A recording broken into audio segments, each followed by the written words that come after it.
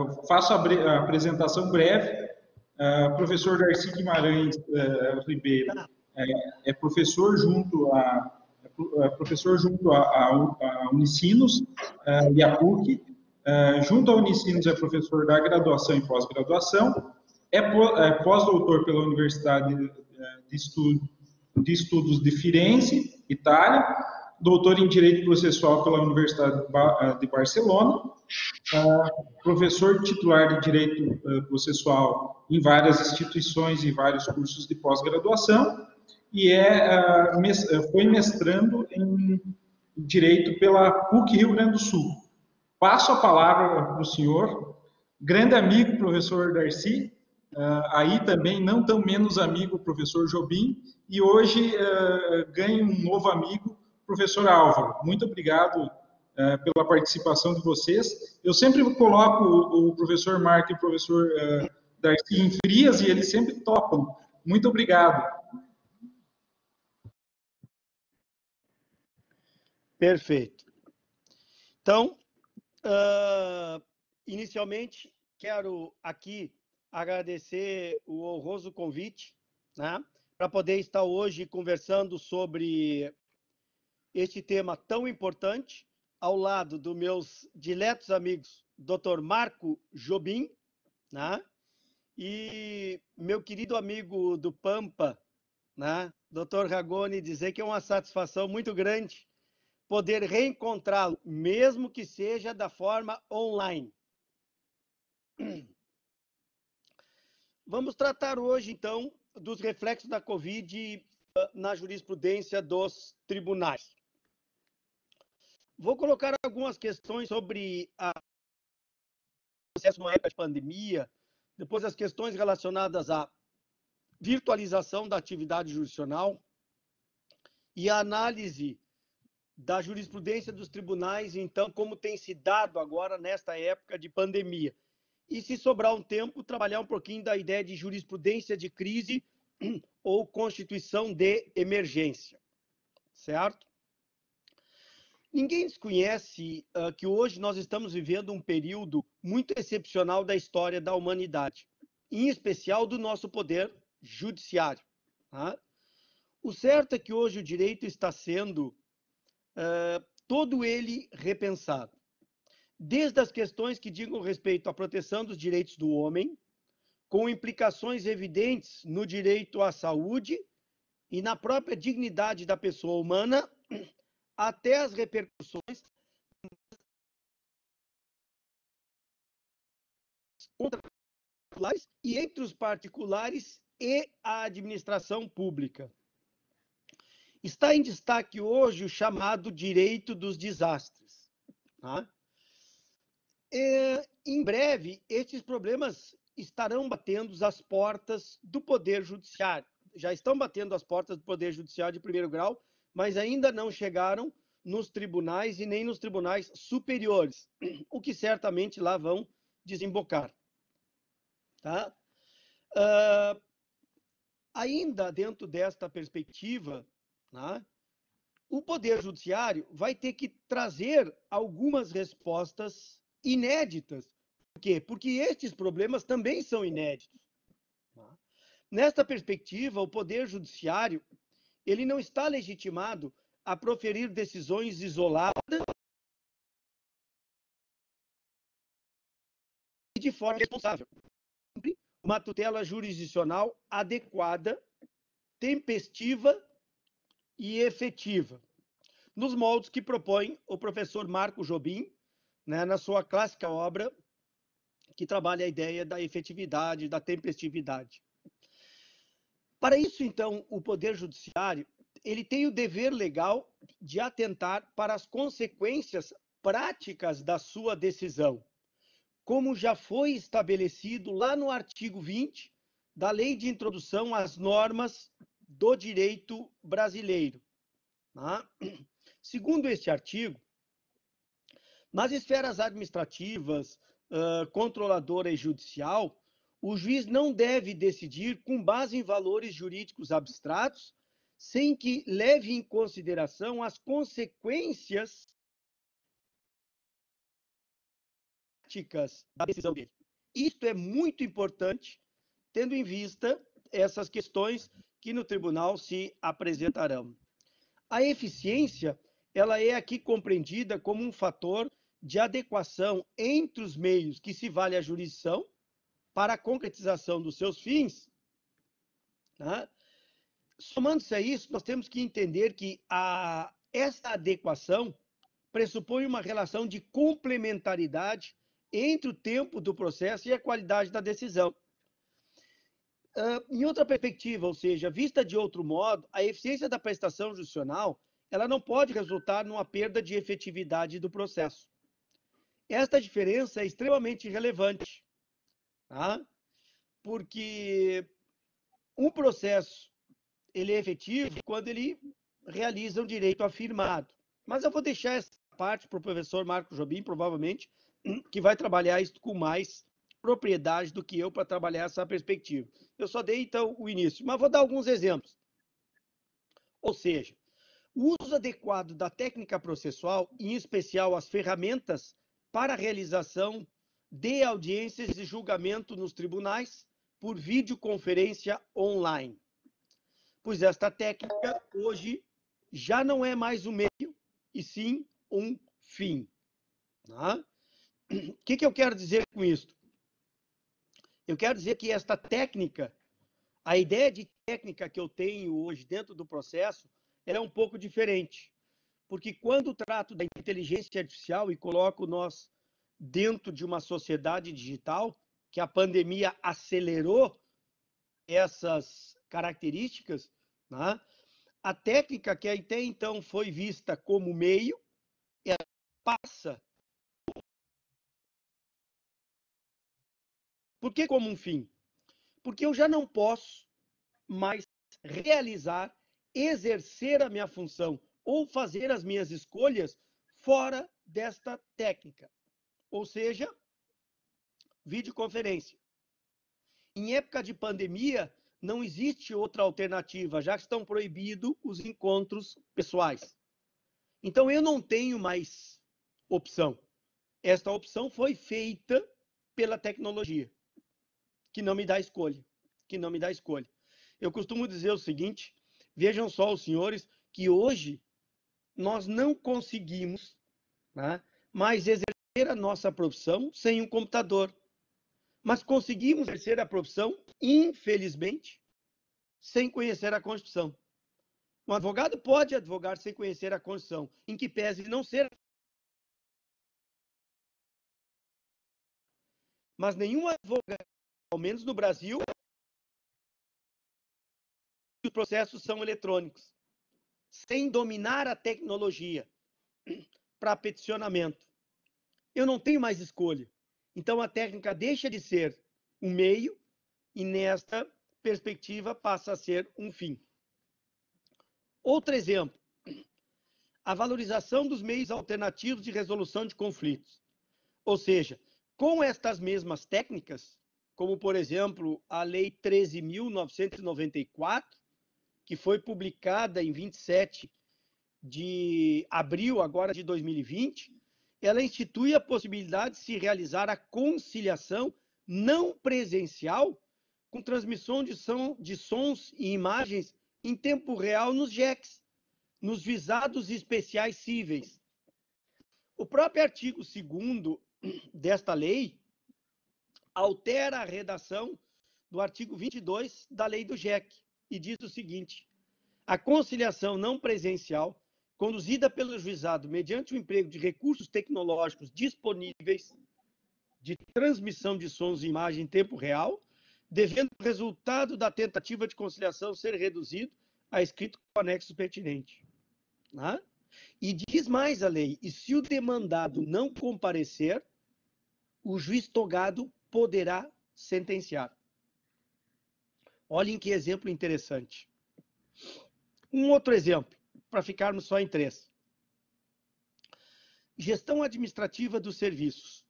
Por exemplo, o presidente do Supremo Tribunal Federal assinou a Resolução 677 de 2020, permitindo que os servidores da Corte trabalhem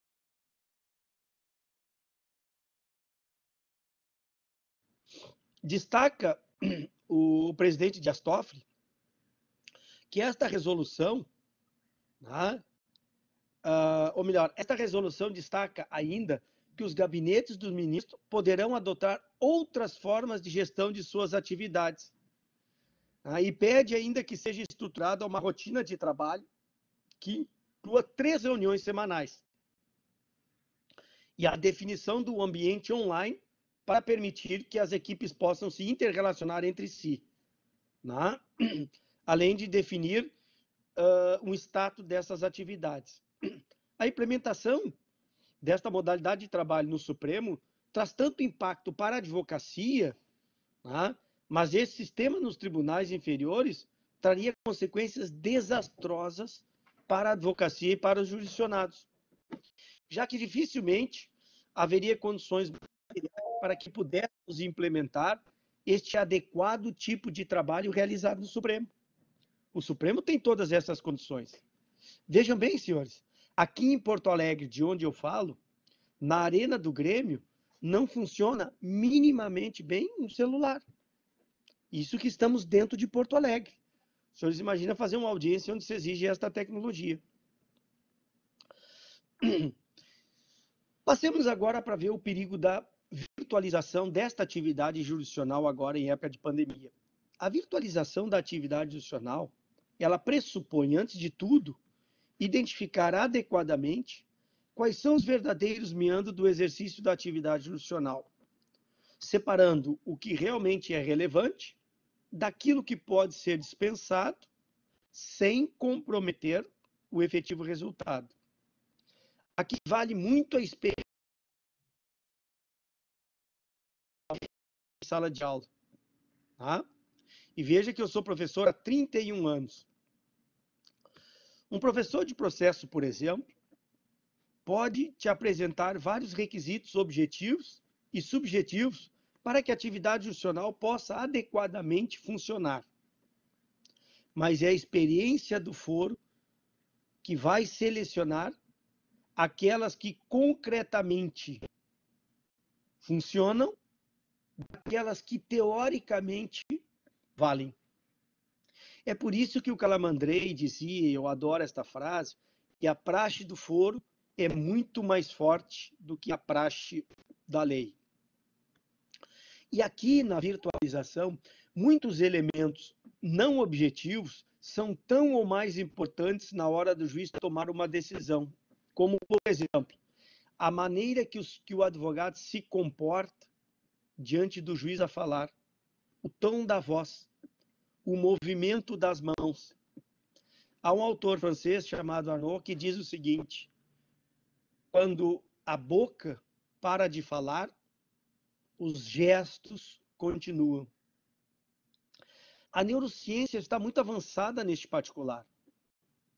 Sobre a palavra falada, e a videoconferência ela afasta um pouco os interlocutores, já tive a oportunidade de escrever no meu livro lá em 98, e gosto muito de destacar sempre quando falo de videoconferência, estas importantes palavras que o Platão, lá na Grécia, no seu diálogo, dizia o seguinte, dizia ele, a escrita é morta, a escrita só fala por parte, isto é, por meio daquelas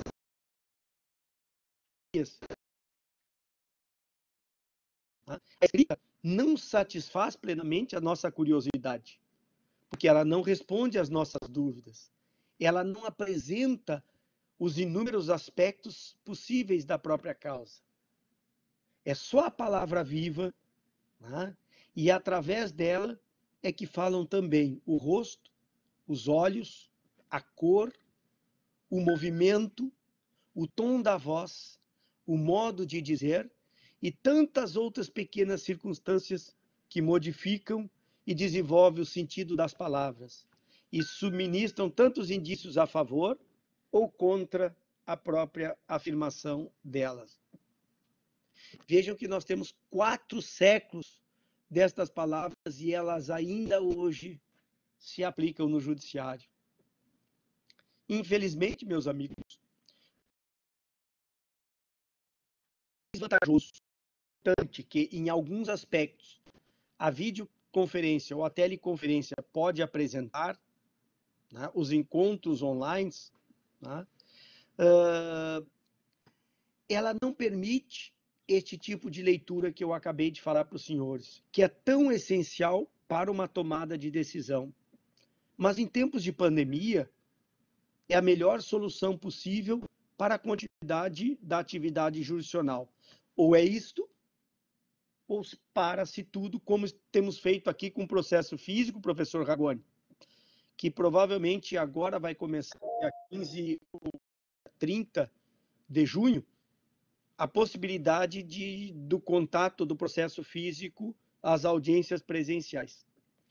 Eis a razão aqui pela qual, no dia 15 de 4 de 2020, nós presenciamos a primeira sessão virtual das turmas do Supremo Tribunal Federal, professor Ragone. Tivemos esta oportunidade. Por isto, a preocupação não reside na aplicação dessas inovadoras técnicas no judiciário em caráter excepcional. Vejam bem, a minha preocupação não reside na aplicação destas técnicas em caráter excepcional, mas sim na possibilidade de que tais práticas possam ser mantidas pelos tribunais após a situação da pandemia, com base nos sedutores argumentos da celeridade e da eficiência, como vimos na decisão do próprio presidente do Supremo, que estende o trabalho até janeiro de 2021. O segundo e grave problema que eu particularmente encontro nessas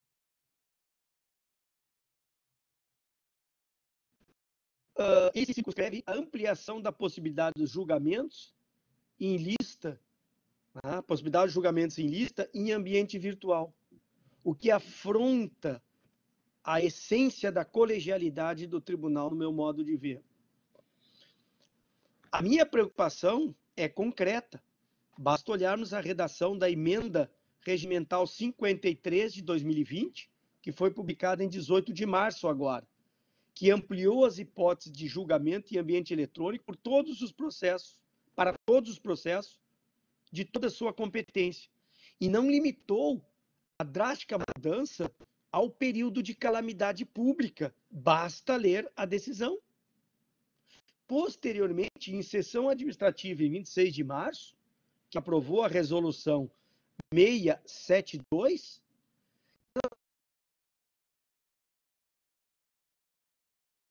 a realização das sessões de conferência, assim como a participação virtual dos ministros nas sessões presenciais. Eis a preocupação, senhores. Tá? E com relação a esta resolução 672, o artigo 2º dela determina que a sustentação dos advogados poderá ser realizada por videoconferência simultaneamente ao julgamento, mediante o preenchimento de formulário próprio disponibilizado pelo próprio tribunal. O julgamento eletrônico deve ser compreendido dentro desta excepcional situação de pandemia em que nos encontramos. Daí sua razão de ser. Obviamente não equivale e não se compara a uma sessão presencial, onde todos os cuidados rituais são rigorosamente respeitados, não havendo, portanto, nenhuma intermediação que subtrai elementos importantes para o julgamento, como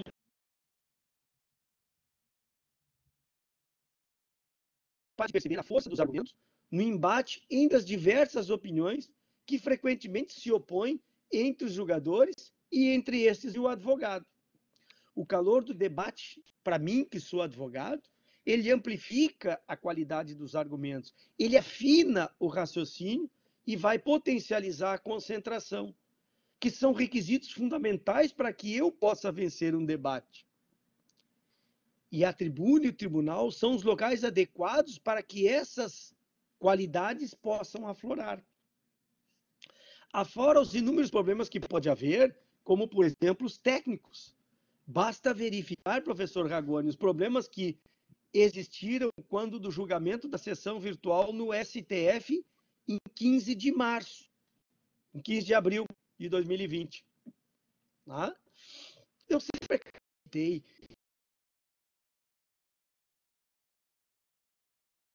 se desumanizou. Os conflitos intersubjetivos se transformaram em simples números. Aqui, professor Ragone, no Brasil, e acredito que na Argentina também, nós não julgamos, né? Não mais se julgam pessoas, infelizmente. Nós eliminamos o processo. É muito fácil dialogar com o papel, mas é muito difícil conversar com as partes. O papel não gera nenhuma empatia ou antipatia, causa suficiente para conduzir um bom argumento a favor ou contra. No processo penal, o problema se agrava sobremaneira. Aqui, o interrogatório por videoconferência deve ser uma medida excepcional e se justifica mediante o cumprimento das finalidades estabelecidas na lei, como se vê lá no artigo 186, parágrafo 2º, né, e aos incisos 1, 3 e 4, se não me engano. Então, para concluir meu raciocínio nessa particularidade, em nossa sociedade digital, naturalmente o homem necessita de tecnologia, e muita tecnologia, ao mesmo tempo em que o processo precisa de celeridade. Mas não podemos esquecer que o advogado goza da prerrogativa de despachar pessoalmente com os juízes, independente de horário marcado ou outra condição, como o nosso artigo 7º, inciso 8º do nosso Estatuto da OAB prevê. Vou destacar agora, para já me encaminhando ao final, né? Algumas que me chamam muita atenção, que tem advogados aqui no escritório, com todo o contrato e todas as discussões que a Covid tem gerado. Professor Ragone, aqui temos exemplo de pessoas que entram com uma revisional de aluguel, né, para reduzir o valor do aluguel, e os juízes têm reduzido em 50% em virtude da pandemia. Os juízes têm aplicado, e aqui o professor Marcos Jobim pode me contrariar, se ele entender adequado, aplicando medidas estruturantes, dizendo, olha, então vamos fazer o seguinte, primeiro, como a pandemia começou em março, abril e maio tu paga tanto, depois em junho que tu pode trabalhar não a 100%, tu paga mais tanto, e depois tu vai trabalhar e pagar mais tanto. E isso é muito interessante. O que acontece? Na questão de atenção, por que me chama a atenção? Para analisar qual é o impacto da Covid nos contratos, eu tenho que identificar, em primeiro lugar, se existe uma impossibilidade permanente no cumprimento do contrato, ou se existe simplesmente uma impossibilidade, ou então um desequilíbrio ou um empobrecimento. São 4 caminhos que eu tenho que seguir. E cada um deles vai traçar rumos diferentes para o processo. Por exemplo, se a impossibilidade for permanente, ou seja, é impossível eu cumprir a obrigação, tá? Por ato estatal ou por uma circunstância fática, porque aqui temos lei que não me permite, tá? Então, isto me gera uma impossibilidade, ou o próprio contrato nessa circunstância perdeu a razão de existir, ficou frustrado. Eu aqui, se tratar de uma obrigação de dar ou restituir,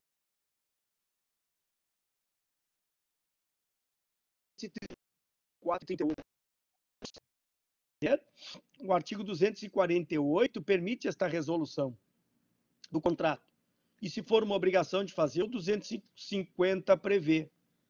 Bem como se tratar de uma prestação de serviço, o 607 prevê esta resolução de contrato.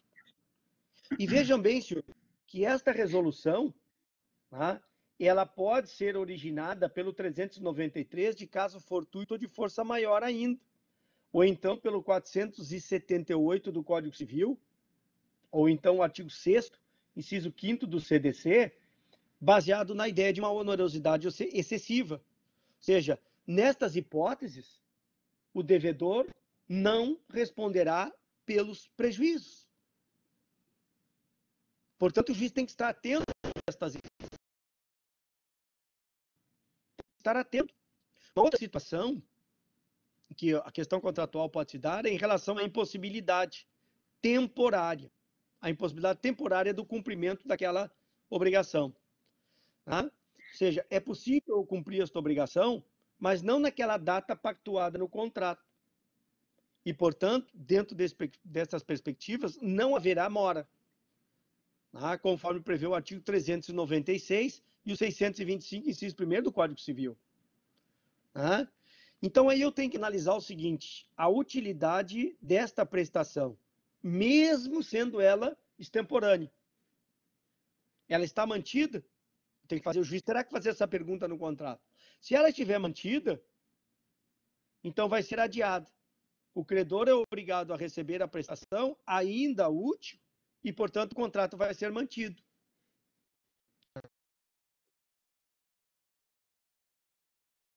Se em virtude desta não for mais útil, então haverá a resolução do contrato. Haverá a resolução do contrato. E aí, novamente, eu vou analisar se na resolução incidir o caso fortuito, força maior ou onerosidade excessiva, ele não irá responder. Também podemos ter a hipótese do desequilíbrio da prestação. Tá? Se nós pegarmos a ideia de prestação de sinalagma, tá? Se o sinalagma nessa perspectiva foi perdido em virtude destas circunstâncias, aí podemos aí aplicar aquela expressão latina chamada rebus sic stantibus, então isto pode permitir um reequilíbrio do contrato. O juiz vai ter que perguntar, este reequilíbrio do contrato é possível? O juiz pode dizer não. Se o juiz entender que não é possível, diante desta inviabilidade econômica, o contrato se resolve. E se resolvendo, pode não haver responsabilidade. Ou o juiz pode entender que este reequilíbrio do contrato é possível. Sendo possível, ele vai ter que analisar qual é o tipo de relação que estamos discutindo, que subjaz ao contrato. Se ela for de consumo, vai permitir a revisão pelo artigo 6º, inciso 5º do CDC. Se ela for de locação, a revisão é pelo 567 do Código Civil, ou então pelo artigo 19º da Lei de Locações, lá, 8.245. Ou então, se estivermos falando de outros contratos, vai caber a revisão. Tá? Nas hipóteses do 479 do Código Civil, tá? Sócio credor a ofertar, ou então, sempre que for possível, né? De acordo com o artigo 317 e 378 do Código Civil. Tá? E, por último, nessa perspectiva, a situação de pandemia em relação contratual pode ter gerado o empobrecimento do devedor. Ora, se gerou o empobrecimento do devedor, porque ele não pôde mais abrir, né, o seu negócio, ele teve que fechar o seu negócio por determinação legal e, portanto, ele não consegue mais levar adiante, aqui ocorre esta exceção de ruína, vai autorizar, então, a interrupção do contrato, de duas formas. Se houve empobrecimento, o juiz vai ver se é possível reequilíbrio contratual. Tá? Sendo possível, aplicamos lá, tá, aqueles tipos de contrato, ou então, não sendo possível, nós vamos aplicar o pacta sunt.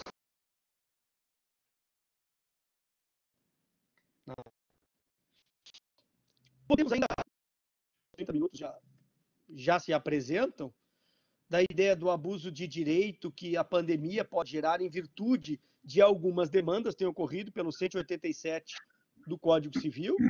Tá? Também podemos trabalhar em alguns contratos a questão da redução de cláusula penal, lá do artigo 413.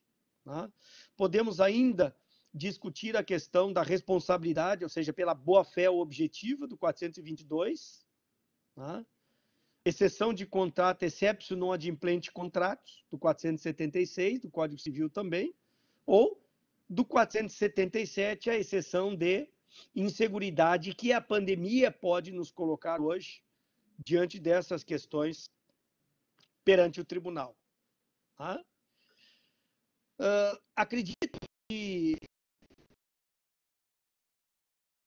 plateia, e gostaria de ouvir o Dr. Ragone a respeito de assuntos e do meu querido amigo professor Marco Jobim, tá? Me coloco à disposição para eventuais perguntas, tá? Caso tenham interesse, tá? Quero mais uma vez aqui parabenizar e agradecer ao Dr. Paulo Júnior Trindade dos Santos, né? E, Paulo, muito obrigado e me coloco à disposição dos colegas. Passamos, o professor, passo a perguntas, foi liberado o chat, eu liberei aqui o chat, aqui nas configurações. Se alguém quiser fazer uma pergunta, é o momento adequado para tal. Se alguém tiver alguma dúvida, alguma pergunta, fale agora ou postergue a pergunta, né? Então, espero alguns segundinhos, peço a gentileza, vamos passar a palavra para o professor Álvaro Ragone, e quem vai apresentá-lo é o professor Jobim. Por gentileza, professor Jobim. Perfeito. Então, claro que depois eu vou fazer a minha apresentação e o meu agradecimento, né, no momento da minha palestra. Então, vou deixar isso para mais tarde, porque nesse momento a estrela da tarde surge no horizonte. Tá? É o nosso querido amigo convidado externo ao Brasil, o que faz desse congresso internacional, professor Álvaro Pérez Ragone, que tive o grande prazer de conhecer pessoalmente já há uns 3, 4 anos. Foi meu arguidor, né, no meu pós-doutorado. Às vezes a gente acha que não tem arguição em pós-doutorado, mas algumas universidades, né, têm esse viés de trabalhar com bancas para apresentar à sociedade aquilo que eventualmente foi produzido, ainda mais as federais. Então tive orgulho de ter o professor Álvaro na minha banca e dizer que desde lá e já antes já era um grande admirador da sua obra. O professor Álvaro, então, né, é professor convidado, enfim, da Universidade Católica do Norte, no Chile, agora já está na Argentina novamente, onde é professor da Universidade de São Pablo, em Tucumã, tem mestrado e doutorado em Direito, é um exímio pensador do processo e do direito e áreas afins, né? Não é um professor só preocupado com o processo em si, faz leituras com teoria do direito, com filosofia do direito, o que faz com que seus textos sejam altamente complexos, mas ao mesmo tempo, né, fáceis de serem compreendidos para poder, enfim, ser aplicados, que é aquilo que a gente mais deseja. Que o trabalho acadêmico saia do mundo dos livros e seja aplicado no mundo da vida. Então, com essa simbólica aqui, superficial apresentação do professor Álvaro, eu passo a palavra ao professor Paulo para que, enfim, presida aí a banca, já estou em banca, a palestra do professor Álvaro, né, cumprimentando ele novamente. Professor Álvaro, obrigado por ter aceitado o desafio, assim como o professor Darcy e o professor Marco Jobim. Graças a Deus que o senhor sabe o tema, o professor Darcy não sabia o tema, nós poderia ter colocado ele numa fria, mas eu não fui ágil, e passo a palavra para o senhor. Muito, muito feliz e honrado em sua participação no nosso evento, professor. Muito obrigado pela gentileza, boa tarde para todos. Prazer de estar neste congresso e agradecido pelo convite ao programa da pós-graduação em Direito da UNOESC Campus Chapecó.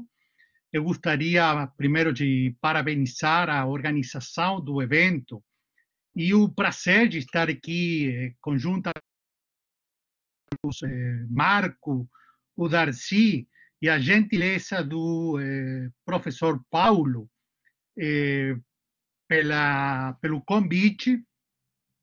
Eu vou começar com a minha palestra, eu vou tentar falar um português que não seja portunhol mesmo, sobre a pandemia do coronavírus, a influência na justiça e na tutela dos direitos fundamentais e dos homens.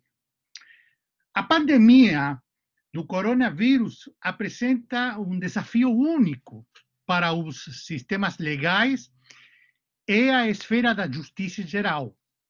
Embora o surto seja principalmente um problema de saúde pública, os efeitos na maneira como os serviços do setor já são de grande alcance e devem aumentar ainda mais. Uma administração mais tradicional da justiça face a face, cara a cara, não é mais viável e os sistemas legais em todo o mundo estão trabalhando para desenvolver sua própria resposta à pandemia. Existem, na minha visão, essencialmente 3 fatores fundamentais para uma justiça funcional, eficaz e eficiente. E podemos classificá-los em ordem crescente de importância. O fator legislativo, o fator dos recursos e o fator cultural. O primeiro fator implica que a disciplina legislativa é moderna e tecnicamente adequada para responder à demanda de justiça da sociedade civil. O segundo fator é constituído pelos recursos humanos e materiais disponíveis para melhor aplicar a disciplina legislativa. Além do fator legislativo e dos recursos, um papel decisivo é o terceiro fator, que é o cultural. Inteligência, vontade, paixão e impulso emocional das pessoas. A adaptação técnica da disciplina legislativa é inútil se não for acompanhada pela capacidade e competência profissional dos advogados, magistrados e auxiliares, através da sua colaboração mútua para interpretar tal disciplina da melhor maneira, para corrigir e não se exasperar com os possíveis defeitos, para evitar transformar uma oposição material de papéis procedimentais em um conflito geral entre categorias profissionais. A disponibilidade mesmo de recursos é de pouca utilidade, se não for acompanhada capacidade e competências profissionais para organizar eficientemente seu uso. A aptidão para interpretar a norma e organizar os recursos de maneira ideal não passa de problemas culturais para cuja solução o treinamento, a experiência, a qualidade profissional, não só o saber, mas também o saber fazer e o saber ser, contribuem essencialmente para que as pessoas com vários títulos e atividades, eles afetem os esforços do serviço da justiça. A vantagem estratégica do terceiro fator, o cultural, comparada aos 2 primeiros, é que ele não exige necessariamente que a intermediação de atos de exercício do poder dos órgãos políticos seja efetivada imediatamente. Quaisquer que sejam as decisões do parlamento, do governo, lançamento de uma nova disciplina legislativa, a antecipação de um determinado plano de investimento no setor da justiça, etc., um espaço relativamente independente pertenece sempre à disposição das atividades diárias dos operadores do setor para melhorar esses efeitos, ou também mesmo para piorá-los. A pressão que o coronavírus exerceu sobre os sistemas judiciais em todo o mundo é enorme e sem precedente. E sobre os 3 fatores que eu acabo de falar, foi sugerido que a pandemia não apenas causará um aumento no contencioso civil, mas que os impactos interpessoais e econômicos acabarão resultando num tsunami de litígios. Portanto, a necessidade de adaptação do sistema de justiça é fundamental.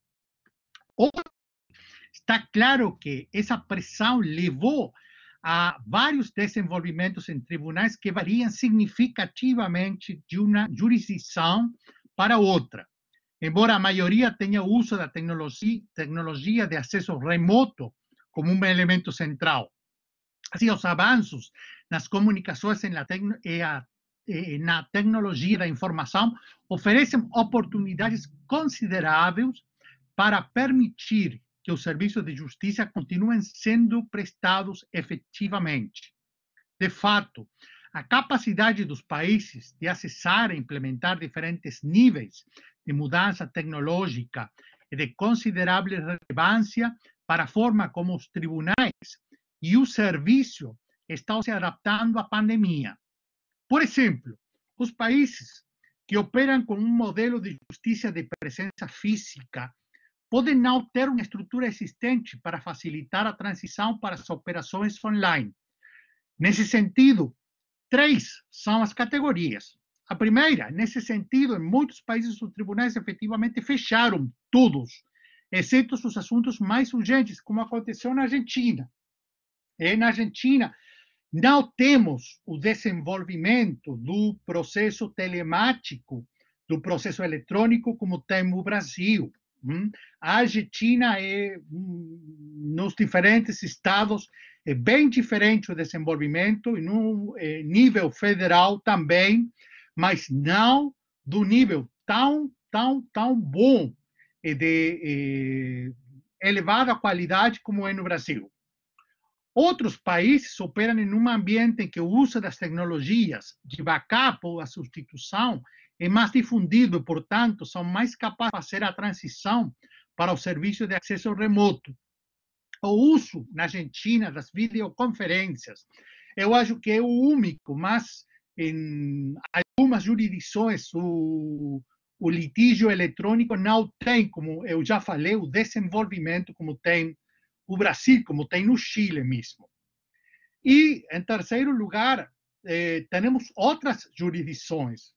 Eu acho que aqui também pode-se falar do Brasil, onde opera a um nível mais avançado, onde as tecnologias disruptivas já causaram repensar o papel judicial, onde a inteligência artificial tem um jogo preponderante. A pandemia pressionou significativamente os sistemas legais para abraçar as mudanças tecnológicas. No entanto, apesar disso, muitos problemas permanecem associados ao uso da tecnologia no setor da justiça. Esses problemas são mais amplos que a mera disponibilidade de tecnologias e envolvem problemas como confiança do público no sistema. Os problemas podem incluir falta de preparação para a inovação e um orçamento de justiça empobrecido que dificulta a reforma tecnológica. Caso da Argentina, as preocupações de segurança e confidencialidade, respostas da comunidade de negócios e problemas como as videoconferências. Embora esses problemas existissem muito antes da disseminação do coronavírus, é possível afirmar que o atual surto viral requer uma reavaliação de como a tecnologia e o Big Data podem ser implementados para enfrentar seus desafios. Embora o uso da tecnologia pelos tribunais não seja inteiramente novo, a maioria das ferramentas digitais empregadas pelos tribunais estão dentro dos níveis mais rudimentares da mudança tecnológica. Na Argentina, posso falar com certeza. Perguntas adicionais relacionadas, como as audiências públicas podem continuar, também levarão a respostas lentas.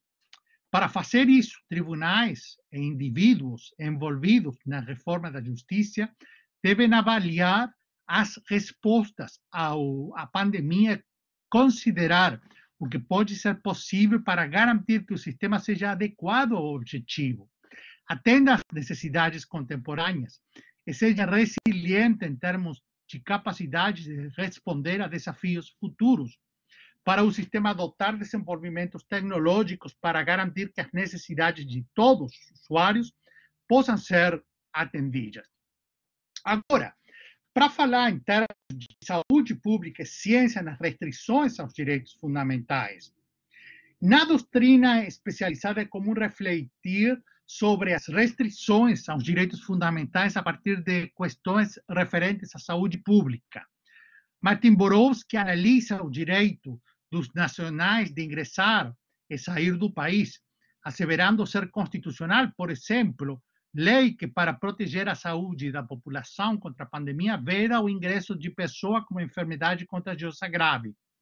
De outro lado, quando a lei proíbe qualquer cidadão enfermo de entrar no território nacional, de forma independente do grau de infecciosidade e da gravidade da doença, esse ato normativo infraconstitucional viola o direito fundamental de ir e vir de modo desproporcional em alguns casos. Pois, se uma pessoa possui uma doença inofensiva, a proibição de seu ingresso não é adequada para proteger a saúde pública e a integridade física dos demais indivíduos. As restrições aos direitos fundamentais em temas de saúde pública precisam ser fundadas em razões científicas, não sendo constitucional a adoção de motivos meramente políticos ou ideológicos nas limitações desses direitos. O conhecimento científico é substancialmente diverso de uma opinião política ou de uma concepção ideológica específica, tratando aquele saber de maneira sistemática, metodológica, especializada e verificável os problemas científicos, auxiliando na correta compreensão de condutas danosas aos direitos à vida, à saúde e à integridade física e psíquica. Outrora já foi sabido que o conhecimento científico possui peculiaridades, tratando-se, por exemplo, da construção de conhecimento por meio de regras, etapas e processos, do desenvolvimento e do emprego de conceitos, da apresentação de fundamentos fáticos e teóricos que suportam as conclusões e os resultados científicos obtidos. Nesse contexto, as ideias científicas são produzidas a partir de razonáveis ideias regulativas. Dessa forma, corretamente, os Estados têm regulado e previsto que as medidas restritivas para a proteção da saúde pública e dos direitos à vida e à proteção da integridade física precisam ser tomados a partir de evidências científicas. As meras crenças e opiniões, apesar de estar constitucionalmente garantidas e relevantes no Estado democrático de direito, não são razões aptas a informar políticas públicas de saúde e estratégias sanitárias adequadas. Um entendimento político não pode fixar procedimentos e protocolos médicos desprovidos de respaldo científico. Agora, a partir disto, qual é a relação entre a Constituição, indivíduos e comunidades na restrição e na concretização dos direitos fundamentais?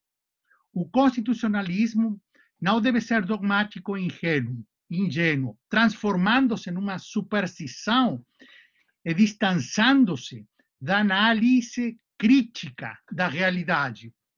A ausência de desenvolvimento de uma teoria constitucional adequada ao Estado democrático de direito causa inexoravelmente a aplicação do texto constitucional de forma equivocada, criando um ordenamento jurídico com regulamentações e práticas absurdas. De outro lado, a teoria constitucional, por exemplo, do Peter Heberle, apresenta uma visão sincera e democrática dos direitos fundamentais, sustentando a relevância do legislador e dos atos de conformação dos direitos fundamentais na concretização tanto dos interesses públicos e legítimos da comunidade como dos interesses individuais. Novamente, o exemplo do referido jurista é sobre justamente a saúde pública. Uma perspectiva unilateral de obrigações do cidadão ser submetido a vacinações apontaria por uma simples restrição ao seu direito fundamental individual à liberdade em prol do interesse da comunidade no campo da saúde pública e coletiva, por exemplo. Por sua vez, a determinação de vacinação tem fundamento especialmente nos benefícios produzidos ao próprio indivíduo, já que concretiza os seus direitos individuais, a vida e a integridade pessoal. Dessa maneira, há deveres impostos ao legislador de harmonizar os diversos direitos fundamentais específicos e de integrar os interesses individuais com os coletivos. Em síntese, o ideal regulativo de uma adequada conformação dos direitos fundamentais em temas de saúde pública é a busca por benefícios para a sociedade e o cidadão, apostando nos direitos fundamentais como um sistema pautado na integração desses direitos como outros bens constitucionais. A Constituição é o ordenamento de valor duradouro que informa a ação dos cidadãos, políticos, governantes e sociedade, tendo o dinamismo do legislador promover os direitos fundamentais em leitura sistemática e harmonizadora com outros bens constitucionais, como o desenvolvimento econômico nacional, a redução das desigualdades sociais e a promoção do bem de todos. No boletim 1 da Agência da União Europeia para Direitos Fundamentais, justamente sobre a pandemia do coronavírus e as implicações para os direitos fundamentais, observa-se a existência de muitos dilemas e problemas vividos na Europa que se repetem em grande medida em Latinoamérica. Em virtude do necessário distanciamento social, a realização presencial e física das atividades educacionais precisou ser interrompida na enorme maioria dos Estados europeus. Apesar da existência de instrumentos tecnológicos e metodológicos para um ensino remoto, não é possível esquecer que parte dos alunos não possui computador e acesso adequado à internet, precisando o Estado atuar, no mínimo, abrandar esse obstáculo ao direito à educação no contexto da pandemia. Acerca do mercado de trabalho, do direito fundamental ao trabalho, o necessário distanciamento social, além do enorme impacto em setores econômicos como turismo, vestuário e outros, produziu fortes alterações na rotina laboral e na renda dos trabalhadores. Em algumas profissões, o trabalho em casa, home office, é possível e deve ser adotado na maior medida possível. Mas em diversos setores, o desemprego e a queda substancial da renda imperam. Assim, a mitigação dos efeitos da perda ou da renda ocorreu como a aprovação de legislações para lidar com essas situações. A busca pelo equilíbrio entre acesso à justiça, à segurança e à saúde dos membros do sistema de justiça e dos cidadãos em contato com esse sistema é um dilema mais relevante. Desse modo, a tecnologia, processo eletrônico, telemático, videoconferência, foi empregado com bons resultados em linhas gerais. Porém, ocorrendo problemas especialmente em tribunais que não estavam razonavelmente adaptados ao uso desses instrumentos. Os atos de racismo contra estrangeiros, como chineses, e o fenômeno da desinformação sobre a prática e as medidas a serem tomadas na pandemia preocuparam países europeus e a Agência Europeia de Direitos Humanos. O posicionamento do diretor da Agência para Direitos Fundamentais corretamente registra que na atual situação do coronavírus não há um caminho de proteção da saúde pública ou de garantia dos direitos fundamentais, pois as políticas públicas, as leis e as atuações estatais são legítimas se promoverem a saúde pública com o maior respeito possível ao sistema de direitos fundamentais.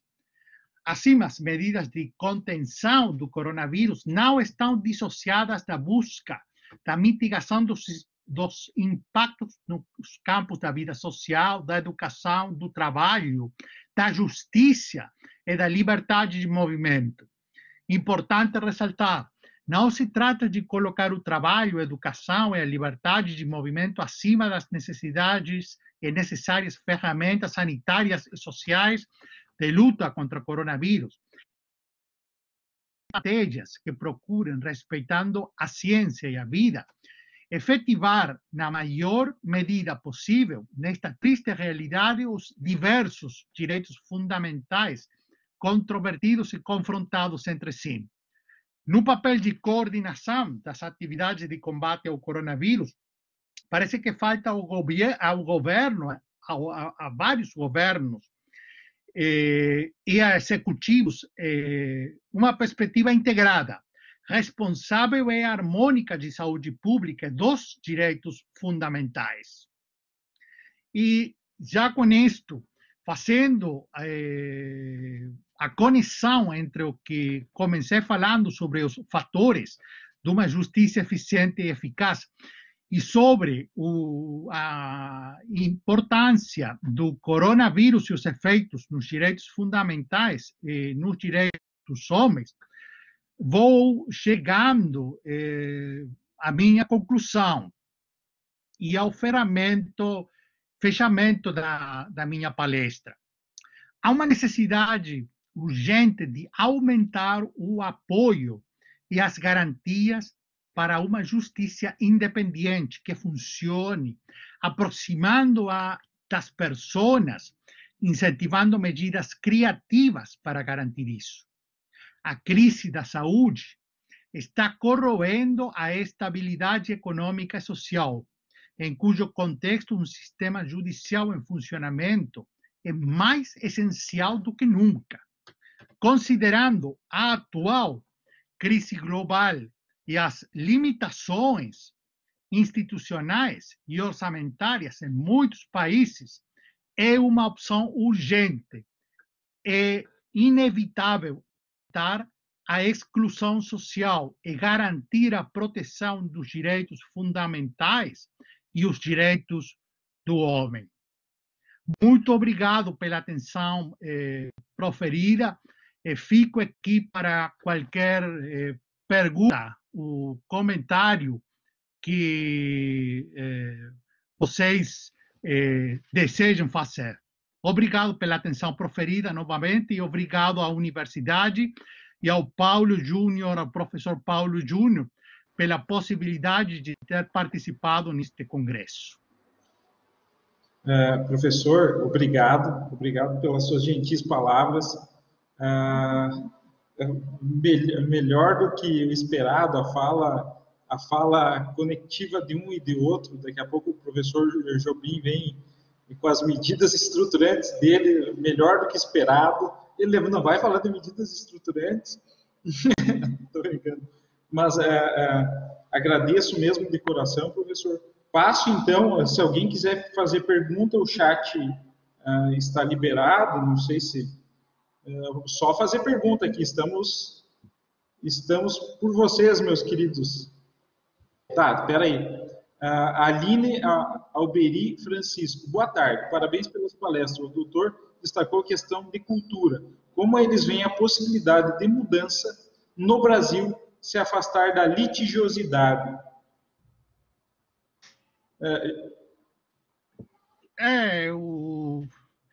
A cultura da litigiosidade, eu acho que é uma coisa comum em Latinoamérica, hein? Mas a litigiosidade e o acesso aos tribunais de justiça, acho que é um fator bem importante, porque no outro lado a gente tem os métodos alternativos, o ADR, que estão também por hoje sendo questionados como mecanismos obrigatórios para o acesso ao judiciário. Aqui na Argentina tem muitos estados têm pressuposto processual da mediação obrigatória prejudiciária. Então, o problema da litigiosidade eu acho um problema holístico, e a resolução é um problema holístico, não só do sistema da administração de justiça, mas além da organização dos sistemas de administração de justiça e a cultura dos cidadãos nos seus direitos. Ok, obrigado, professor. Temos mais algumas perguntas. A Camila Fechini Machado pergunta: como o professor vê o ativismo judicial em tempos de pandemia? Em tempos de pandemia temos ativismo, mas especialmente ativismo do executivo, né? Eu acho que o ativismo judicial em tempos de pandemia veio a ser como contrabalance do ativismo do executivo, né? Eu acho e acredito melhor no ativismo do judiciário que no ativismo do executivo. É mesmo no ativismo de um judiciário que tem que ser independente e imparcial. Obrigado, professor. Tem mais uma pergunta da Ariane Simeone. Como o professor vê a possibilidade de uma cooperação tecnológica entre os países latino-americanos para superar as limitações práticas nos processos judiciais? Se isso é possível, ela pergunta. Eu acho muito complexo, porque o desenvolvimento nos países latino-americanos das ferramentas telemáticas para o uso na justiça são totalmente diferentes.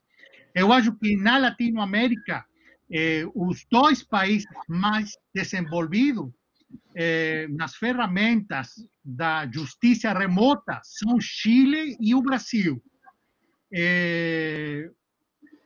Para uma justiça latino-americana telemática de união, de cooperação, pode ser, mas eu acho bem complexo, especialmente nesses tempos, né? Professor, ainda temos passamos a última pergunta, Cristiane Pereira. Parabéns aos professores e todos os palestrantes. Chamou-me a atenção a referência que o professor Ragone fez a Peter Haber, o qual vê a Constituição como cultura.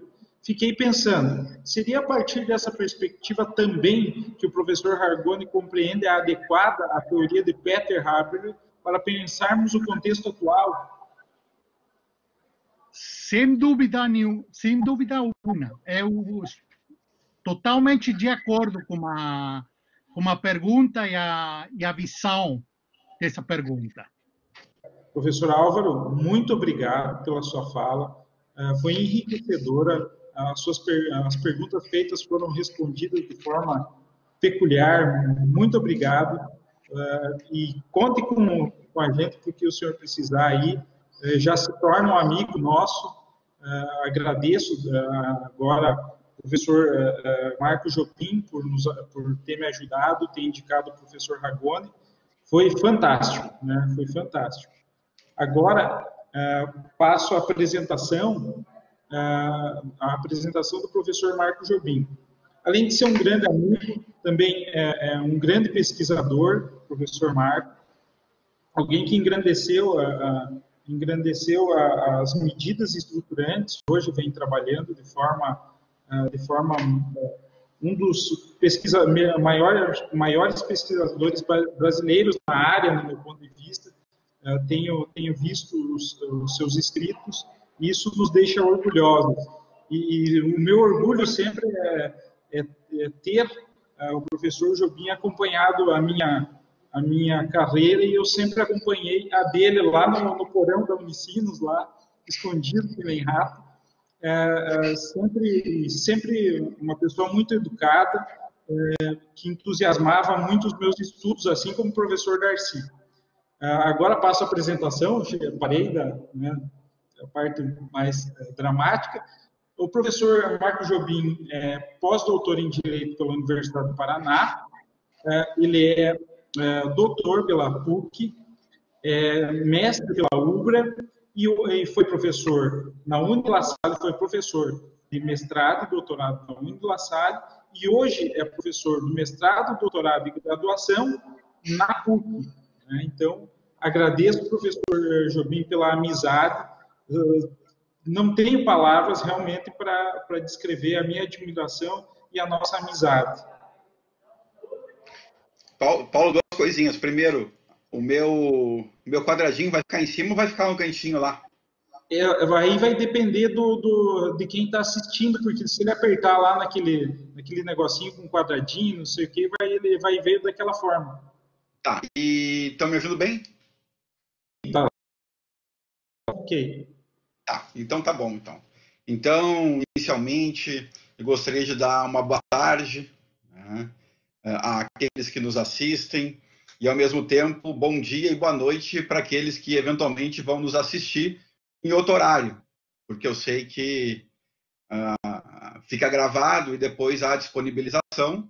Então, já fica aqui meu bom dia, boa tarde, boa noite e boa madrugada, né? Porque, às vezes, a gente passa madrugada dentro estudando e consegue ver só esses eventos, né, já praticamente 1, 2 da manhã. Então, gostaria de realmente agradecer meu querido amigo, professor Paulo Júnior Trindade dos Santos, que se confunde como meu amigo pessoal há muitos anos. Né? Então, não vou tratar ele mais como professor, mas como amigo, e essa confusão aqui realmente há de que eu participei de grande parte da vida acadêmica do Paulo, né? Fui arguidor na qualificação de mestrado, no mestrado, na qualificação de doutorado, no doutorado, e continuamos aí, né, junto debatendo aí para a melhoria do processo civil brasileiro. Então, fica aqui meu agradecimento por mais uma vez ter me convidado para esse evento maravilhoso aqui, né, organizado pela UNOESC, a quem também desde já parabenizo e enalteço essa possível inclusão de milhares de estudantes no ambiente virtual. Eu acho que é a grande saída para os dias de hoje. Né? Não tem outra, e a UNOESC está saindo muito bem, né, nesse tipo de evento, e realmente fica aqui meu agradecimento a ela e a todos os professores que ajudaram aí na coordenação do evento. Eu vou ressaltar aqui o professor Christian Magnus de Marco, que possivelmente nos vê, porque eu estou vendo o nomezinho dele ali, e agradeço também na sua pessoa tão ilustre convite. Também gostaria de dar minhas boas-vindas ao professor Álvaro, meu querido amigo. Eu sei que vai sair daqui a pouquinho, não fique preocupado, pode sair, que não tem problema nenhum, está mais do que autorizada já a saída. E eu também sei que o professor Darcy também tem um compromisso, também está mais que autorizado a sua saída, professor Darcy. E podem deixar que eu vou tentar aqui fazer um composê de ambas as palestras, porque eu acho que fez muito bem eu falar por último. Porque eu acho que vai dar uma casada em ambos os temas. Em determinado momento da minha fala, eu vou falar alguma coisa que o professor Darcy falou, e em outro determinado momento da minha fala, eu possivelmente vou fazer referência a alguma parte da fala do professor Álvaro. Claro que, como eu vou falar mal deles, é bom eles saírem antes. Não, estou brincando, certo? Não vou falar mal de ninguém. É só fazer uma piadinha aí que me é peculiar, né? Eu não posso viver sem piadas, então já saiu a primeira da tarde. Então, eu gosto de trabalhar, e claro, e aos 222, agora online, 221, que nos deu essa presença, né? Numa tarde, isso é praticamente um milagre acontecer. Né? Em plena tarde de terça-feira, 230 pessoas assistindo uma palestra de direito é algo que tem que ser enobrecido. Então, agradeço a todos que estão aí presentes e nos ouvindo aqui. E quem sabe a gente possa fazer algumas reflexões ao final. Então, eu gosto de trabalhar com reflexões, tá? Pode ser que em algum momento eu me torne altamente repetitivo. Mas é porque eu quero que, naquela repetição, vocês coloquem, né, uma cachola aqui, né, que fique aqui, algumas reflexões que vocês possam utilizar para a vida depois. Então, eu vou forçar. Eu não gosto de muitas, porque num ambiente de 30 minutos, se vocês saírem aqui refletindo com 2, 3, 4, 5 coisas assim que vão ficar para a vida de vocês, eu já me dou por satisfeito. Né? Então, ao longo da exposição, eu vou tentar mostrar aqui eu quero uma reflexão.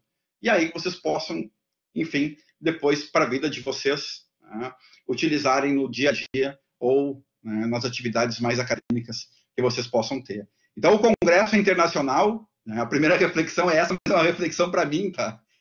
eu preciso, às vezes, né, de reflexões também, pensando no título, né? Direitos fundamentais em tempos de Covid-19. Eu perguntaria, né? Há direitos fundamentais em tempos de Covid-19? Ou ainda restam direitos fundamentais, né, em tempos de Covid-19? Porque, pessoal, o meu mestrado não é em processo. O meu doutorado e meu pós-doutorado é em processo. Mas o meu mestrado é em direitos fundamentais. Eu fui arguido pelo professor Darcy lá em 2009, numa banca em que ele, né, tirou meu couro. Mas, enfim, a amizade supera tudo isso. Então, né, para quem teve uma carga de mestrado, né, bastante alta em direitos fundamentais, a pergunta fica no ar, né? Ainda restam direitos fundamentais em tempos de Covid-19? Por quê? Porque a gente está acostumado no Brasil, pessoal, e vocês conhecem isso tão bem quanto eu, a impetrar habeas corpus para o jogador de futebol poder jogar uma partida. Sabia, professor Álvaro, isso já aconteceu aqui? Não sei se já aconteceu na Argentina. Aqui a gente já impetrou habeas corpus para um jogador de futebol poder jogar uma partida de futebol. E é assim que eu me criei. E é assim que minha vida veio sendo regrada nos últimos 20 anos, né, em relação ao estudo do direito, os últimos 25, enfim, contando de 95, do acesso à universidade. E agora a gente tem que olhar ao nosso redor, ao nosso lado, e, por exemplo, aceitar uma situação, e o professor Álvaro fez a palestra em cima disso muito, e aceitar a situação que a 300 metros de uma costa existe um navio com 5.000 pessoas que não podem desembarcar, porque um tem suspeita de Covid-19. E veja bem, eu e vocês e nós estamos achando uma situação, né, assim, óbvio que não de normalidade, mas nós estamos não se ir resignando em face dela pelo medo que isso tudo tem nos causado. Então, essa situação da Covid-19 vem alterar os mais básicos pilares que nós temos de sustentação sobre o que vem a ser direitos e garantias fundamentais. E isso me deixa, né, muito apreensivo pelas palavras posteriores que eu vou falar para vocês, porque vão desembocar todas elas, possivelmente, dentro do nosso Poder Judiciário. Todas essas angústias, todas essas dúvidas, todas as revisões, todas as indenizações, possivelmente, serão todas acordadas num determinado momento dentro de um Poder Judiciário. Isso também casa com a palestra do professor Darcy. E um Poder Judiciário que não vai estar, né, de alguma forma, equipado para isso, pode gerar e causar, né, mais injustiças do que aquelas que já ocorreram durante todo esse tempo. Então, eu vou focar, né, por ser um Congresso Internacional de Direitos Fundamentais em tempos de Covid, eu vou focar mais nas garantias fundamentais processuais.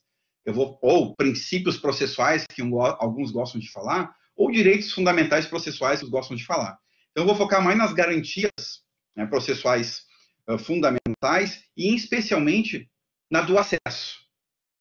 Na do acesso ao Poder Judiciário, mas aqui num olhar mais amplo, né, no acesso à justiça, no acesso a uma ordem jurídica justa, uma ordem jurídica que seja adequada, tempestiva, efetiva e eficiente, que é o que todos nós esperamos depois que tudo isso acabar, certo? Então, vamos fazendo as reflexões aí ao longo da explanação. Vocês viram que há uns 2 meses atrás a gente tinha um ministro da Saúde que tinha uma frase que eu gravei para a minha vida. Inclusive, quando eu vou falar sobre Covid-19, coronavírus e ambientes de direito, eu sempre trago em razão da minha preocupação, que é o ministro Mandetta, né? E ele sempre trazia a seguinte frase, quando ele começava lá aquelas exposições nas tardes para nos colocar a transparência de tudo o que eventualmente estava acontecendo. Ele dizia: o século XXI começa agora com o coronavírus. Existe um século antes do corona e existe um século depois do corona. Porque a existência do corona na vida mundial vai fazer com que grandes partes de áreas do pensamento, do conhecimento, sejam modificados. Tá? Então, vai ter modificações na medicina, a gente vai ter modificações na história, a gente vai ter modificações na biologia, a gente vai ter modificações em quase todas as áreas do conhecimento humano. E como o professor Darcy bem demonstrou, a gente também vai ter o quê? Uma grande modificação na área do direito. E é aqui que a gente está aqui se preocupando. Tá? É aqui que eu quero focar parte da minha explanação. E não vai ser muito comprida, não se preocupem com isso. Eu vou tentar ficar dentro da meia hora prometida com o Paulo.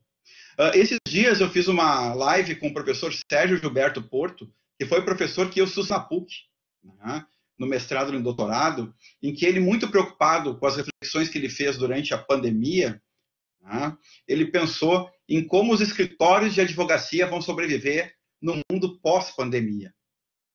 Certo? E essa live está lá no meu canal do YouTube, que tem poucos seguidores, é mais o pessoal da PUC. Se vocês quiserem dar uma olhada, ela está lá na íntegra. E ele, então, começou a explanação dele com uma frase espetacular, que é a seguinte: fomos atingidos por um meteoro. Ponto. Dinossauros vão morrer. Ponto. Quem não se adaptar e evoluir está fora do mercado.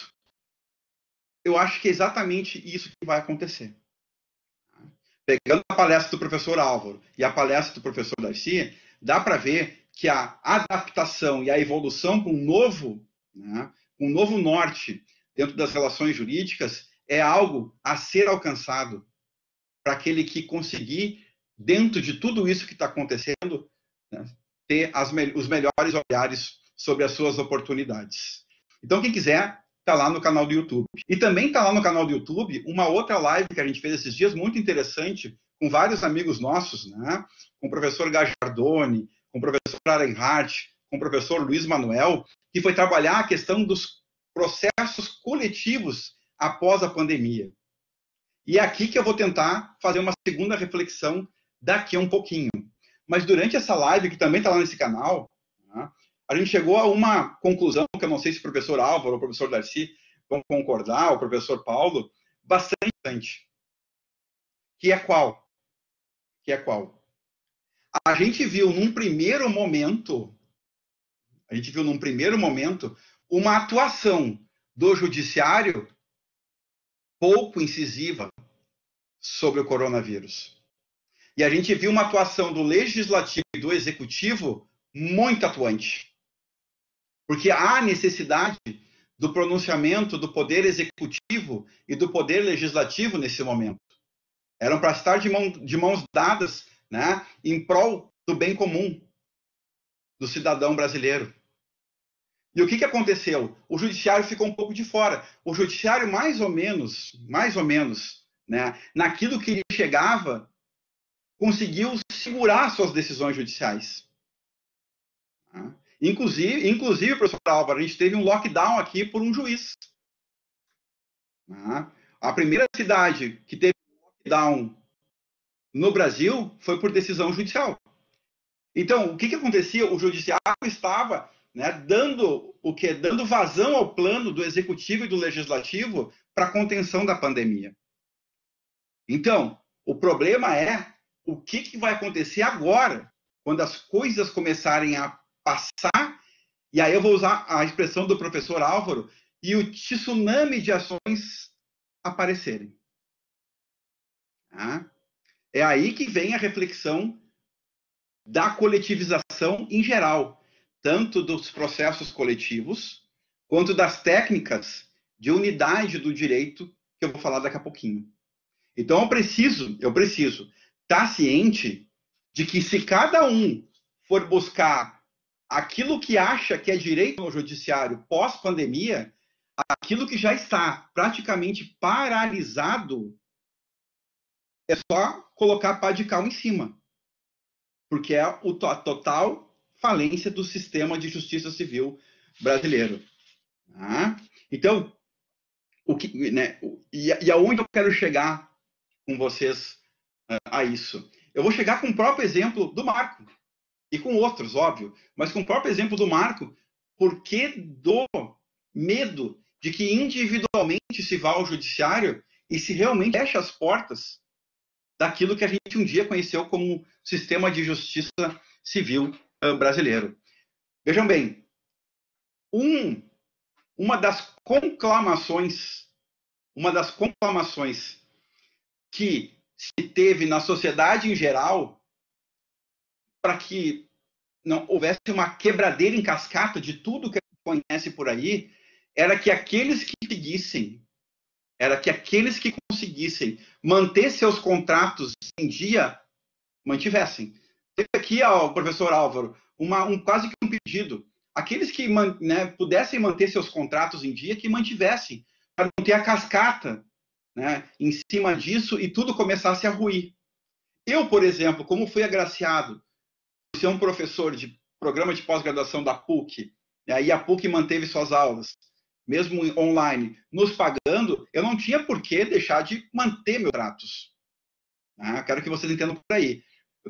Não estou dizendo que todo mundo poderia fazer isso, mas eu tive a felicidade de poder ter o meu salário de professor guarnecido durante a pandemia e ainda a atividade de advogado que eu exerço.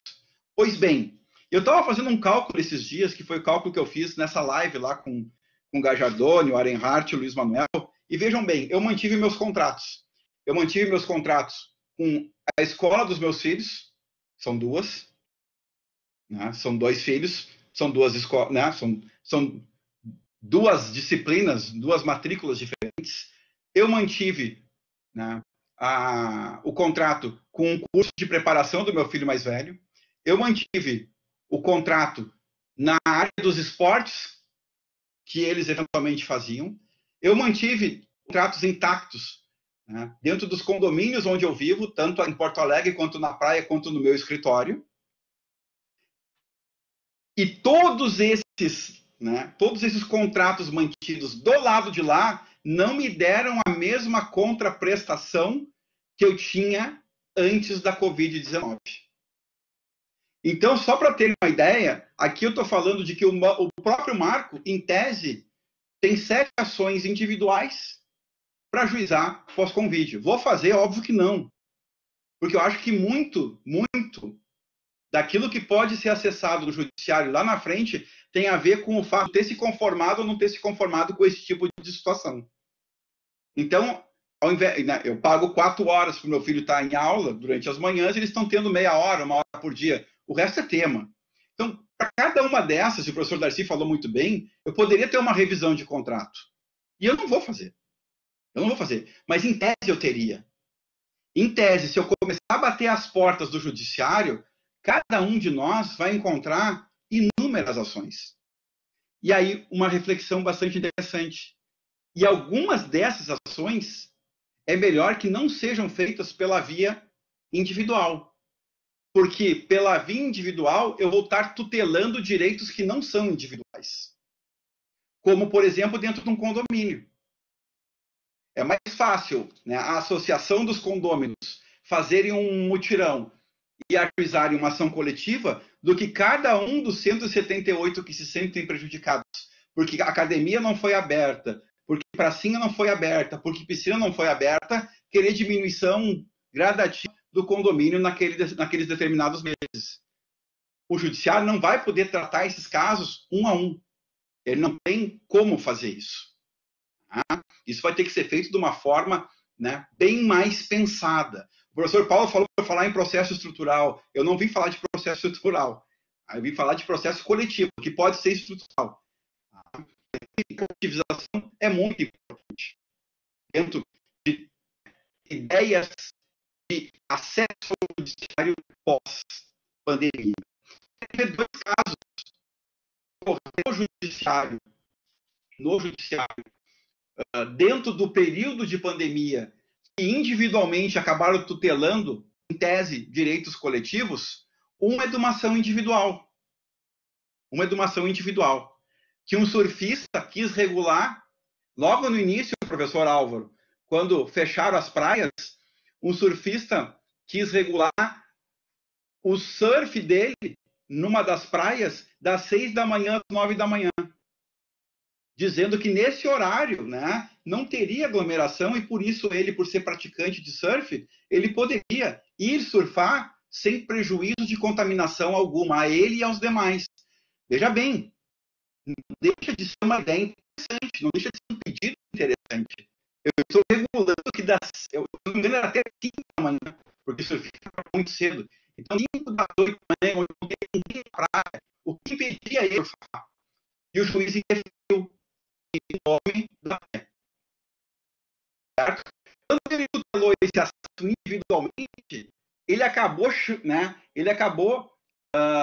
fazendo que todos aqueles surfistas que quisessem a mesma coisa não pudessem exercer o seu direito, porque um já teve uma negativa sobre a sua pretensão. Então, mesmo individualmente, coletivamente, ele acabou, talvez por não ter acessado de uma forma conjunta, o direito de todos que queriam surfar daquela mesma forma. E a outra, né, eu não sei se chegou lá na Argentina, professor Álvaro, foi o ato de um advogado, se eu não estou enganado, processou diretamente a China, o presidente da China, por uma ação popular, pedindo 5 bilhões de dólares. Então, imagina, aí sim, nós estamos falando de um processo que já é dentro do processo coletivo, que é uma ação popular, mas que, eventualmente, não tinha pé nem cabeça. Porque foi logo no início da pandemia, danos ainda não tinham sido nem sequer imaginados, e uma pessoa só, em nome de todos nós, queria uma ação direta contra o presidente da China por negligência, imprudência e imperícia no manejo do coronavírus e da sua expansão pelo mundo, o que foi indeferido liminarmente pelo juiz da causa. Não poderia ter outra chancela, a princípio, por onde eu vejo o caminho. Então, eu vejo que essas ações, quer sejam individuais, quer sejam públicas, ligadas ao processo coletivo, estão acabando. E a gente precisa, de alguma forma, ter uma gerência de tudo que vai acontecer. Até para começar a evitar decisões A sejam conflitantes com decisões B. Certo? E eu preciso, aí uma terceira reflexão, e eu preciso de vamos dizer assim, de uma atenção triplicada no Poder Judiciário, em nome das técnicas de unidade e unificação do direito, que caminham, para mim, juntos ou bem próximas das coletivas, que são, por exemplo, o recurso extraordinário com repercussão geral, o especial com o repetitivo, a instituição de competência, o IRDR, incidente de resolução de demandas repetitivas. Há que se ter uma atenção redobrada sobre o IRDR, a partir do ajuizamento de ações individuais que vão tentar tutelar o mesmo direito.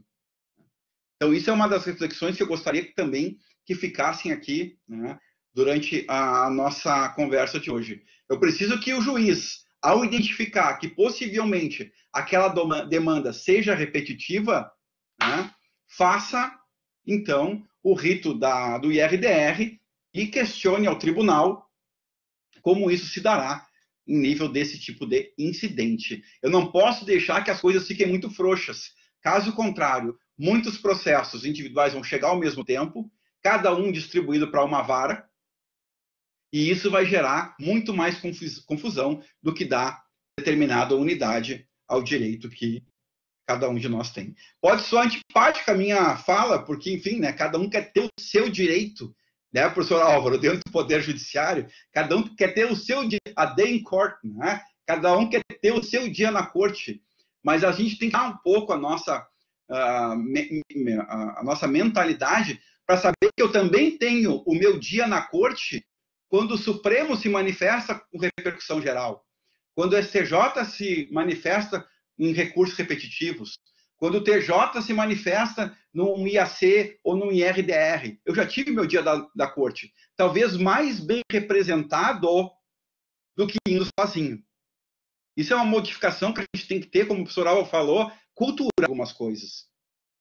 Quando eu acesso decisões de tribunais, né, superiores, eu estou também tendo o meu dia na corte. Eu não preciso chegar lá para ter ele.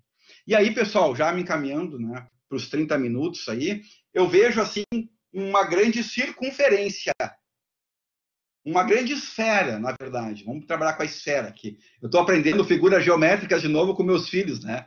Todo dia de manhã eu estou em sala de aula com eles e aprendendo tudo de novo.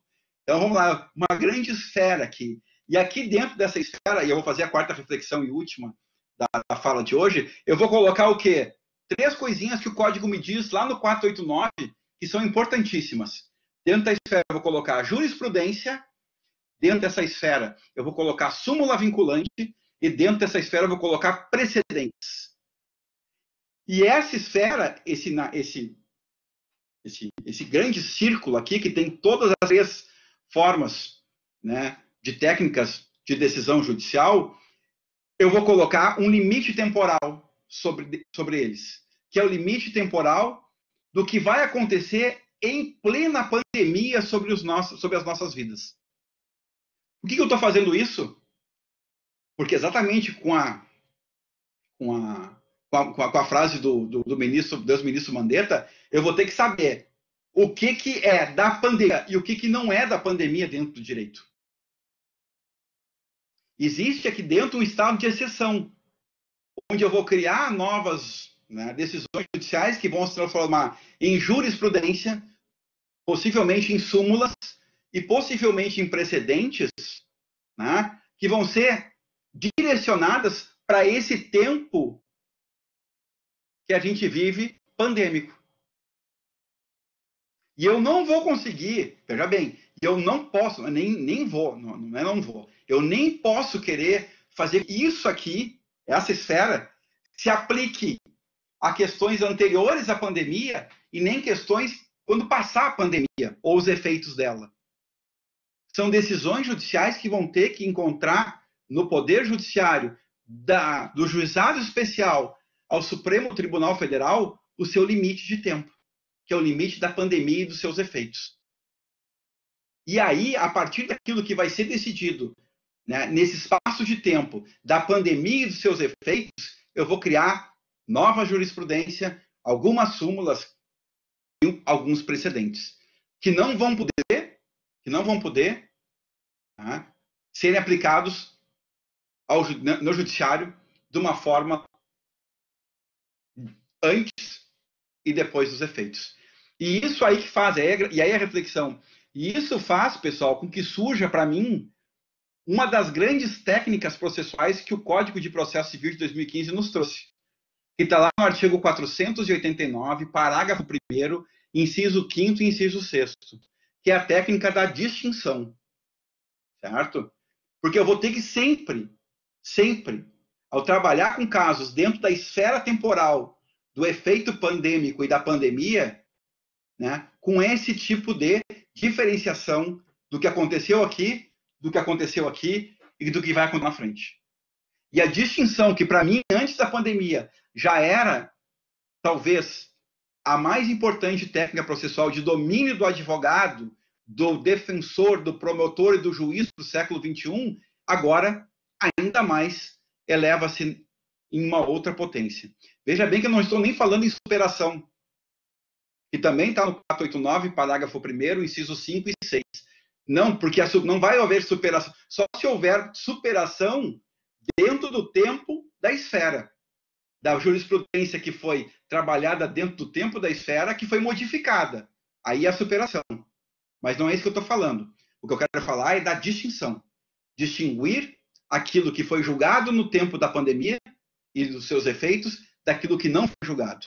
Então, acho que a petição e a manifestação e a técnica da distinção, dentro de tudo isso que vai acontecer no Poder Judiciário, no mundo pós-pandêmico, é, com certeza, aquilo que cada um de nós vai ter que saber para poder advogar, defender, promover e julgar, né, nesse mundo deslocado que vai ser daqui a algum tempo, que já está. Né, que já está. Certo? Então, exatamente cravando... Não, eu vou até mostrar. exatamente cravando 29 minutos e 50 segundos, eu devolvo a palavra ao professor Paulo, né, agradecendo mais uma vez pela oportunidade de estar aqui com os queridos amigos, que eu não tenha falado coisas, né, desarrazoadas, que eu tenha colocado para que os nossos ouvintes aí, né, possam, depois da minha fala, poder pensar um pouquinho sobre cada uma delas. Obrigado, fiquem com Deus, se cuidem e beijos e abraços. Professor, muito obrigado, professor Jobim. E como eu imaginava, a fala foi excelente e foi complementar. Hoje, a chuva nos ajudou a ter uma fantástica fala de vocês, eu agradeço. E já passo de imediato as perguntas. Se alguém quiser fazer pergunta, o chat está funcionando aí, é só mandar a pergunta, nós fizemos a pergunta aqui. Só se vocês estiverem muito tímidos aí.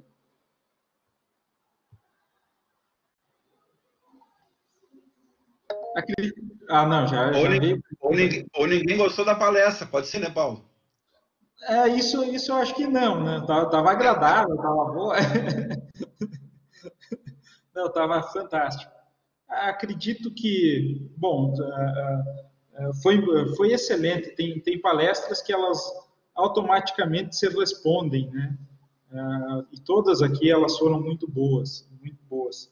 Novamente agradeço a todos vocês, professor Darcy, meu eterno orientador, o professor Jobim, meu Deus, um amigaço aí, um irmão que a vida me deu, gosto muito, admiro demais. Professor Álvaro também passa a ser um grande amigo, um grande colaborador, conte com a gente no que precisar, e eu também, de vez em quando, agora tenho o seu contato, vou convidá-lo para mais frias, que nem coloco o Jobim e o Darcy. Então, fechamos aqui essa tarde, foi uma tarde com palavras muito generosas.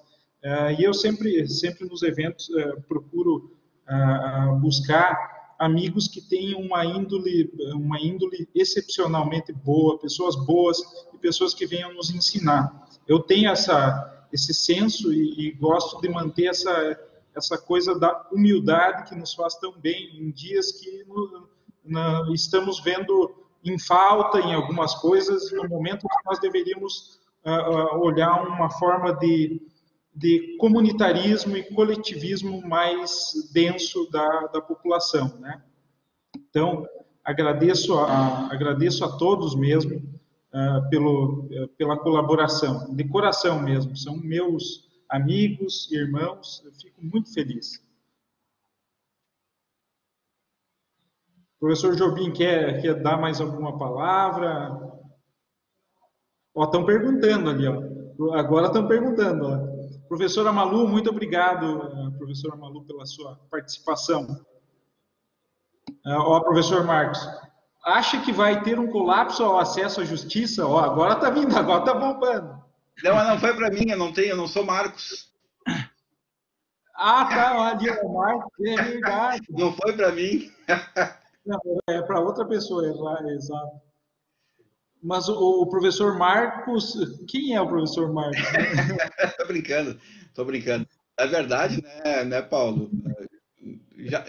Já entrou em colapso, né? Já está colapsada. São 100 processos.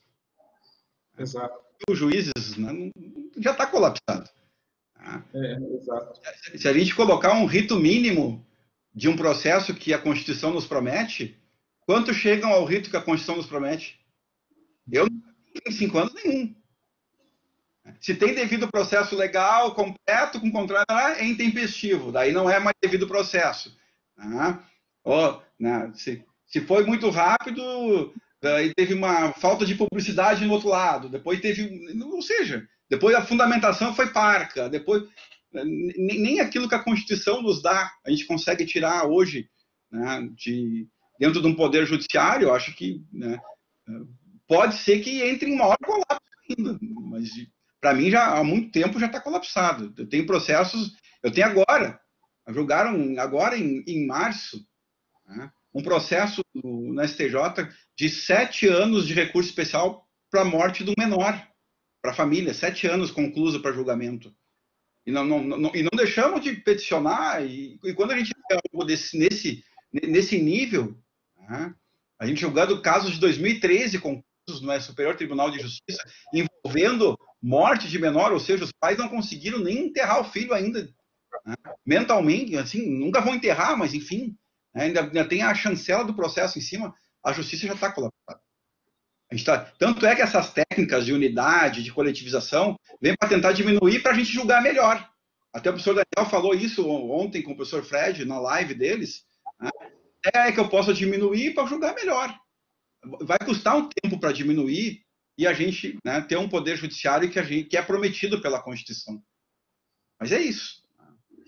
Exato. E eu tenho observado que o Estado, no geral, como eu trato o Estado, governo e governança, é uma ruptura, né? Nós vamos destruir o governo, porque o nosso governo já estava, em todas as suas esferas, estava no colapso. Ele já estava colapsado. Agora vem um momento desse e é uma bomba que explode. Agora vamos resolver. Não sei como, né? Mas... Sim. Tem o passado.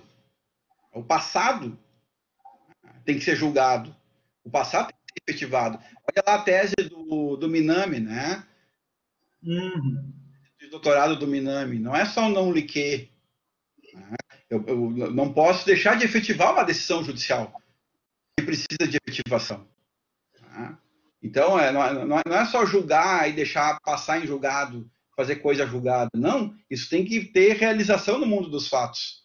Então, a gente vai falar em desjudicialização da execução civil, Deus o livre. Tu quase apanha na rua. Tu quase apanha. Algumas coisas podem ser desjudicializadas porque o judiciário não sabe executar. O judiciário não sabe cumprir como uma empresa privada poderia, como tem lá em Portugal agora. Mas, enfim, né? São ideias que, se tu for debater em ambientes, né, tu acaba tendo, né, visões de... Quase que aquele negócio, como é que é? Um voodoo atrás de ti, esfaqueando nas costas, né? Exato. Então, é difícil falar de coisas novas aqui, ainda no Brasil. A gente está criando essa cultura. Espero que a gente, cada vez mais, possa fazer isso. E o que eu tenho visto, essa cultura nasce desse certo empoderamento, essa certa, talvez, momento de massificação da academia, né? Nós estamos começando a refletir o nosso próprio sistema, coisa que não se fazia, né? E aí veja, professor Álvaro, como as coisas são. E aí tem gente agora que, porque a gente está pensando e está escrevendo, está falando mal, chamando de ativismo doutrinário, que querem mudar no poder, que querem mandar no poder judiciário pela doutrina. Mas isso faz parte do jogo. O judiciário acolher algo que eu escrevi faz parte do jogo. Isso não é um ativismo doutrinário. Não, isso na verdade é democracia doutrinária. É diálogo. É diálogo. É diálogo. Precisa do diálogo. Claro. Tu que vai debater comigo. Agora, não dizer que porque eu escrevo e tenho espaço para escrever, eu crio um ativismo doutrinário porque eu quero mandar nas cortes ou quero mandar no poder judiciário. Isso é de quem não escreve. Ou de quem não consegue espaço, né? Complicado isso. Exato. Novamente, professores, agradeço vocês, agradeço aí, professor Jobim, e no que precisarem, contem com a gente aí. Obrigado por engrandecer o nosso evento. Sem vocês não teríamos essa adesão dos alunos, adesão social, muito bacana. A instituição e vocês fizeram o brilhantismo do evento, né? Então, eu tenho muito a agradecer e são realmente meus amigos, meus irmãos. No que precisarem, me ponho à disposição. Terminamos essa tarde de fala. Hoje à noite continuaremos mais com o professor Antônio Carlos Volkmer, o professor Fernando Dantas e a professora Thais, do programa de pós-graduação nosso aqui de Direito, né? Eles vão fazer a análise da pandemia nos países da América Latina. Então, nós já demos um norte aqui do que à noite, né, eles vão ter que nos acompanhar, né? Brincando aqui. e agradeço a todos vocês que estão presentes aí, obrigado. Vocês são o sucesso desse evento. Até mais, fiquem com Deus.